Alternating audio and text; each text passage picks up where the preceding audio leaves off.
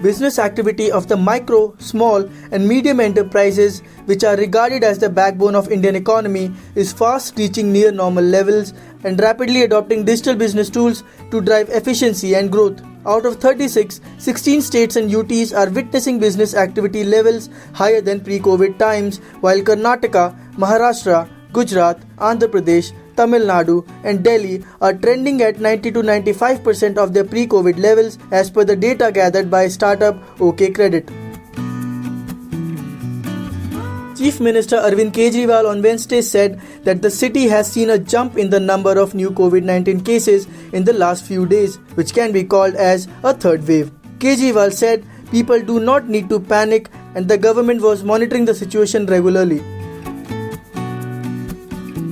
China on Tuesday said that the Indian and Chinese officials are in communication over India's announcement to operate more Vande Bharat mission flights to the country. The Indian embassy on Monday announced that Air India is planning to operate 4 flights to Delhi on November 13th, November 20th, November 27th and December 4th. Indian officials said that India is also gearing up to operate a VBM flight from Delhi to the central Chinese city of Wuhan on November 6th. Delhi Airport has now commenced a coronavirus testing facility at the airport for domestic and international departing passengers. The COVID-19 testing facility was available from September 12th, but it was limited to international arrivals only. The facility will be beneficial for passengers taking international domestic flights who do not have their RT-PCR test done. Such passengers can come to the airport around 6 hours before and get the COVID test done at the airport by paying Rs 2400 and get the result in 4 to 6 hours.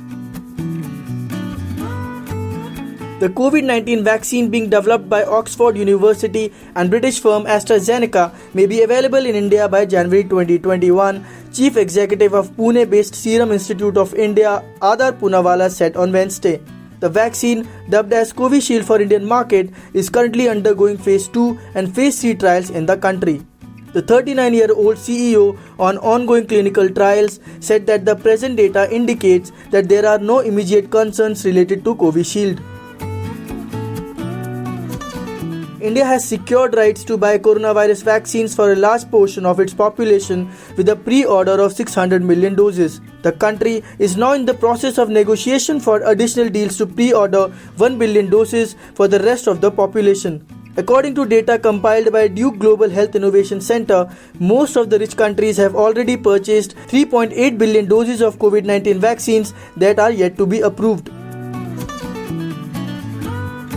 Centre has extended the 60% limit on flight capacity for Indian Airlines till February 24th. This cap on flight operations, which was put into effect in September, will now continue for most of the aviation winter schedule.